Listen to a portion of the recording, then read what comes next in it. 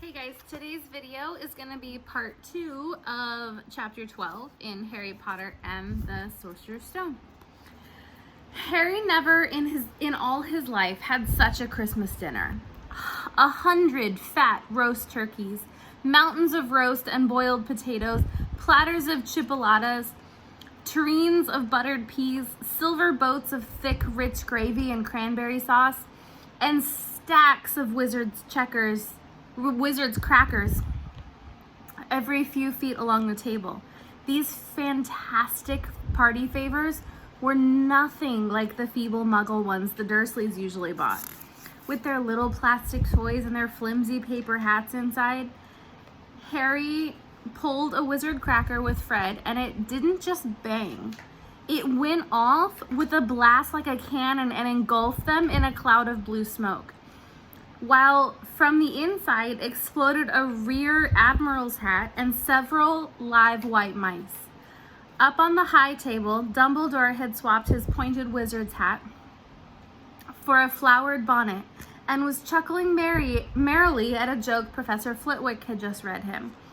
Flaming Christmas pudding followed the turkey. Percy nearly broke his teeth on a silver sickle embedded in his slice. Harry watched Hagrid get redder and redder in the face as he called for more wine, finally kissing Professor McGonagall on the cheek, who, to Harry's amazement, giggled and blushed, her top hat lopsided. When Harry finally left the table, he was laden down with a stack of things out of the crackers, including a pack of non-explodable luminous balloons, a grow-your-own-wart kit, and his own new wizard chess set. The white mice had disappeared, and Harry had a nasty feeling they were going to end up as Mrs. Norris's Christmas dinner. Harry and the Weasleys spent a happy afternoon having a furious snowball fight on the grounds. Then, cold, wet, and gasping for breath, they returned to the fire in the Gryffindor common room, where Harry broke in his new chess set by losing spectacularly to Ron. He suspected he wouldn't have lost so badly if Percy hadn't tried to help him so much. After a meal of turkey sandwiches, crumpets, trifle, and Christmas cake, everyone felt so full and sleepy to do much before bed, except sit and watch Percy chase Fred and George all over the Gryffindor tower because they'd stolen his prefect badge. It had been Harry's best Christmas day ever, yet something had been nagging at the back of his mind all day. Not until he climbed into bed was he free to think about it. The invisibility cloak and whoever had sent it. Ron, full of turkey and cake, with nothing mysterious to bother him, fell asleep almost as soon as he'd drawn the curtains of his four-poster. Harry leaned over the side of his own bed and pulled the cloak out from under it. His father's. This had been his father's. He let the material flow over his hands, smoother than silk, light as air. "Use it well," the note had said. He had to try it now. He slipped out of bed and wrapped the cloak around him. Looking down at his legs, he saw only moonlight and shadows. It was a very funny feeling. Use it well. Suddenly, Harry felt wide awake. The whole of Hogwarts was open to him in this cloak.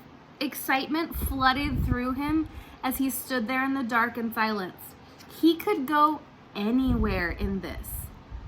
Anywhere, and Filch would never know. Ron grunted in his sleep. Should Harry wake him? Something held him back. His father's cloak. He felt that this time, the first time, he wanted to use it alone. He crept out of the dormitory, down the stairs, across the common room, and climbed through the portrait hole. "Who's there?" squawked the fat lady. Harry said nothing. He walked quickly down the corridor. Where should he go? He stopped, his heart racing, and thought. And then it came to him. The restricted section of the library. He'd be able to read as long as he liked, as long as it took to find out who Flamel was. He set off, drawing the invisibility cloak tight around him as he walked. The library was pitch black and very eerie. Harry lit a lamp to see his way along the rows of books. The lamp looked as if it was floating along in midair. Even though Harry could feel his arm supporting it, the sight gave him the creeps. The restricted section was right at the back of the library.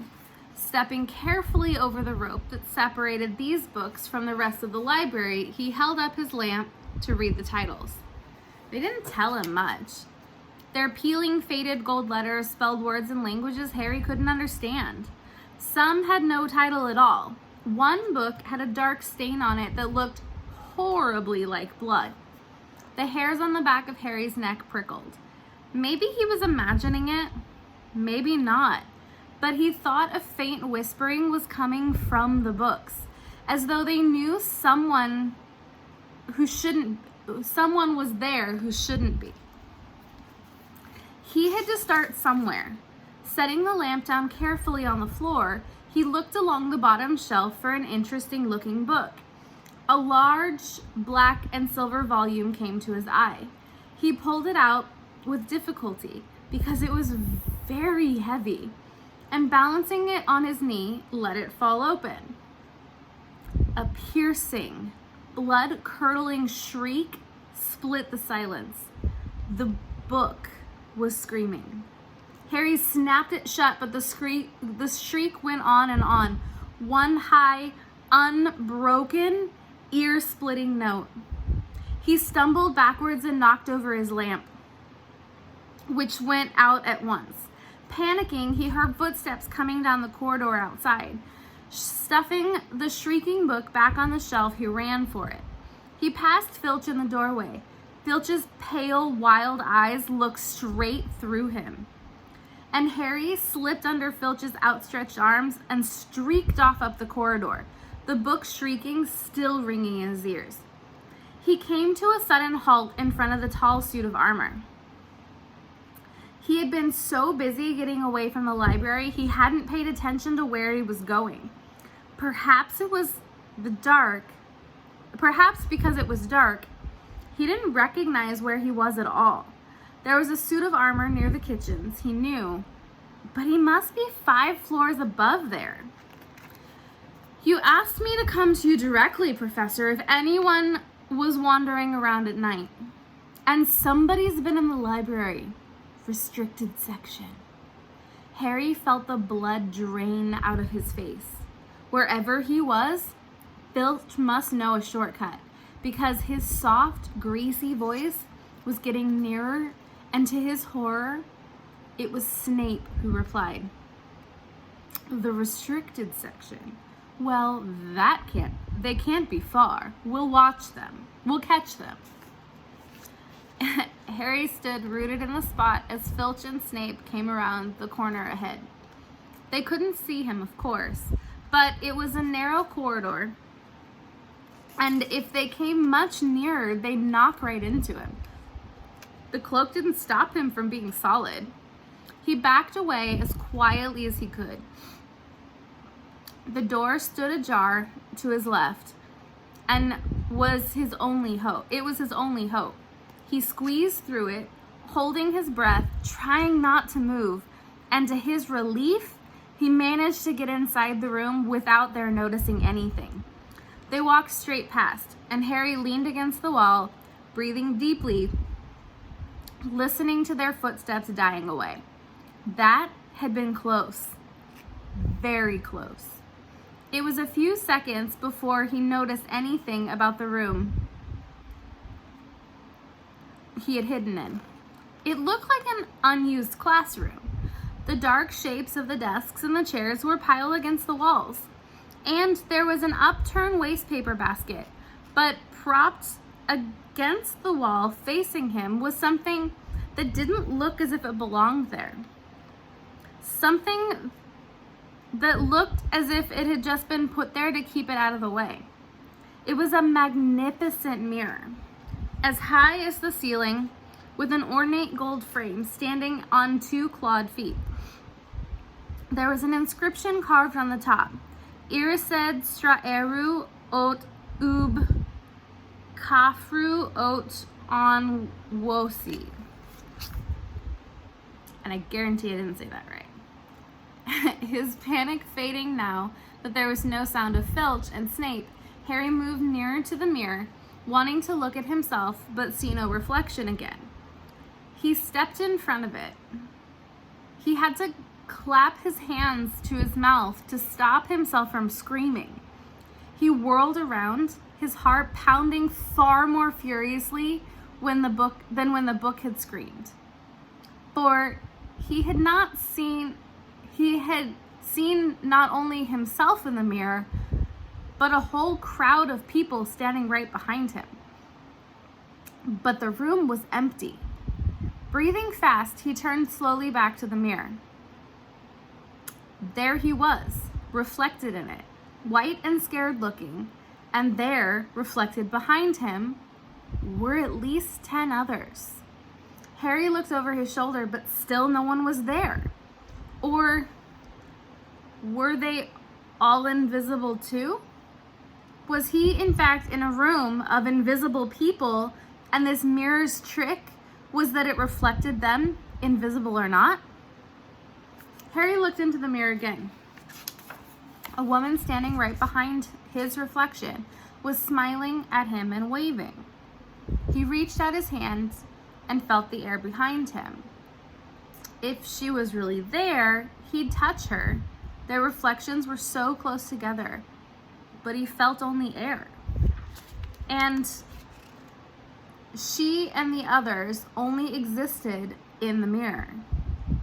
She was a very pretty woman. She had dark red hair and her eyes.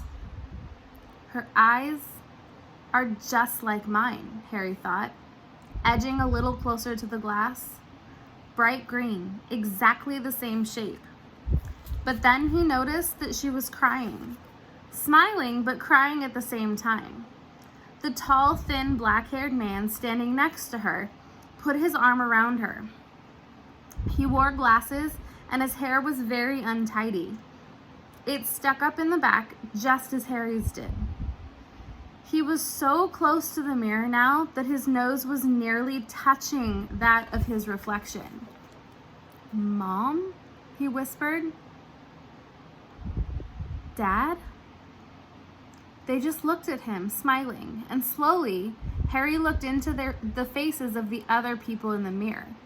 He saw other pairs of green eyes like his, other noses like his, even a little old man who looked as though he had Harry's knobby knees. Harry was looking at his family for the first time in his life. The Potter smiled and waved at Harry, and he stared hungrily back at them, his hands pressed flat against the glass, as though he was hoping to fall right through it and reach them. He had a powerful kind of ache inside him, half joy, half terrible sadness. How long he stood there, he didn't know. The reflection did not fade, and he looked and looked until the distant noise brought him back to his senses. He couldn't stay there. He had to find his way back to bed. He tore his eyes away from his mother's face, whispered, "I'll come back," and hurried from the room. "You could have woken me," said Ron crossly. "You can come tonight. I'm going back. I want to show you the mirror." "I'd like to see your mom and dad," Ron said eagerly. "And I want to see all your family, all the Weasleys. You'll be able to show me your other brothers and everyone." "You can come see them any old time," said Ron. "Just come around my house this summer. Anyway, maybe it only shows dead people. Shame about not finding Flamel, though. Have some bacon or something. Why aren't you eating anything?" Harry couldn't eat. He had seen his parents and would be seeing them again tonight. He had almost forgotten about Flamel. It didn't seem very important anymore. Who cared what a three-headed dog was guarding? What did it matter if Snape stole it? Really? "Are you all right? You look odd." Yet, what Harry feared most was that he might not be able to find the mirror room again. With Ron covered in the cloak too, they had to walk much more slowly the next night. They tried retracing Harry's route from the library, wandering around the dark passageway for nearly an hour. "I'm freezing," said Ron. "Let's forget it and go back." "No," Harry hissed. "I know it's here somewhere." They passed the ghost of the tall witch gliding the opposite direction, but saw no one else. Just as Ron started moaning that his feet were dead with cold, Harry spotted the suit of armor. "It's here, just here, yes!" They pushed the door open. Harry dropped the cloak from around his shoulders and ran to the mirror. There they were. His mother and father beamed at the sight of him. "See?" whispered Harry. "I can't see anything." Look at them all. There's loads of them." "I can only see you." "Look at it properly. Go stand where I am." Harry stepped aside, but with Ron in front of the mirror, he couldn't see his family anymore. Just Ron in his paisley pajamas. Ron, though, was staring transfixed at his image. "Look at me," he said. "Can you see all your family standing around you?" "No, I'm alone, but I'm different. I look older, and I'm head boy." "What?" I'm wearing a badge like Bill used to, and I'm holding the house cup and the Quidditch cup. I'm Quidditch captain too." Ron tore his eyes away from this splendid sight to look excitedly at Harry. "Do you think this mirror shows the future?" "How can it? All my family are dead. Let me have another look." "You had it to yourself last night. Give me a bit more time." "You're only holding the Quidditch cup. What's interesting about that?" "I want to see my parents." "Don't push me." A sudden noise outside the corridor put an end to their discussion. They hadn't realized how loudly they had been talking. "Quick!" Ron threw the cloak back over them as the luminous eye of Mrs. Norris came round the door.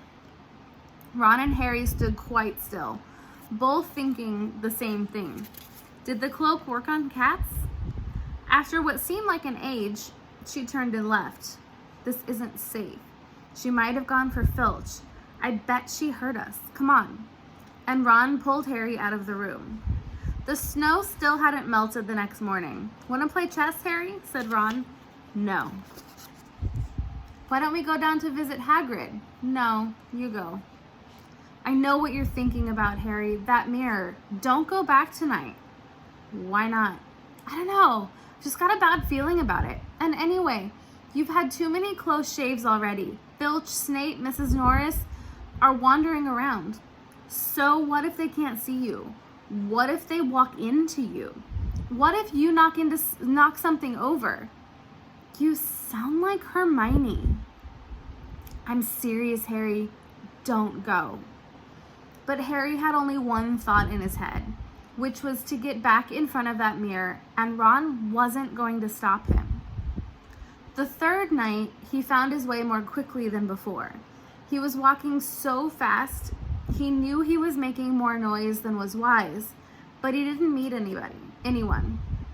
And there were his mother and father smiling at him again, and one of his grandfathers nodding happily. Harry sank down to sit on the floor in front of the mirror. There was nothing to stop him from staying here all night with his family. Nothing at all. Except... So, back again, Harry? Harry felt as though the insides of him had turned to ice. He looked behind him. Sitting on one of the desks by the wall was none other than Albus Dumbledore. Harry must have walked straight past him, so desperate to get to the mirror he hadn't noticed him. I didn't see you, sir." "Strange how nearsighted being invisible can make you," said Dumbledore, and Harry was so relieved to see that he was smiling. "So," said Dumbledore, slipping off the desk to sit on the floor with Harry, "you, like hundreds before you, have discovered the delights of the Mirror of Erised." "I didn't know what it was called, sir." "But I expect you realize what it does." Well, it shows me my family, and it showed your friend Ron himself as head boy. How did you know? I don't need a cloak to be invisible, said Dumbledore. Now, can you think what the Mirror of Erised shows us all? Harry shook his head.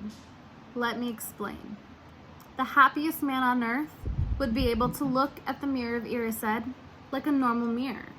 That is, he would look into it and see himself exactly as he does. Does that help? Harry thought. Then he said slowly, it shows us what we want. Whatever we want. Yes and no, said Dumbledore quietly. It shows us nothing more or nothing less than our deepest, most desperate desire of our hearts. You, who have never known your family, see them standing around you. Ron Weasley, who has always been overshadowed by his brothers, sees himself standing alone, the best of all of them. However, the mirror will give us neither knowledge nor truth. Men have wasted away before it, entranced by what they have seen, or been driven mad, not knowing if what it shows is real or even possible. The mirror will be moved to a new home tomorrow, Harry. And I ask you not to go looking for it again. If you ever do run across it, you will now be prepared. It does not do to dwell on dreams and forget to live. Remember that. Now, why don't you put that admirable cloak back on and get off to bed? Harry stood up. Sir, Professor Dumbledore, can I ask you something? Obviously, you've just done so. Dumbledore smiled. You may ask me one more thing, however. What do you see when you look in the mirror? I see myself holding a pair of thick woolen socks. Harry stared. One can never have enough socks, said Dumbledore. And another Christmas has come and gone, and I did not get a single pair. People will insist on giving me books. It was only when he was back in bed that it struck Harry that Dumbledore might not have been quite truthful. But then he thought, as he shoved Scabbers off his pillow, that it had been quite a personal question. And that is the end of chapter 12. I'm sorry that my dogs have interrupted the end of our chapter.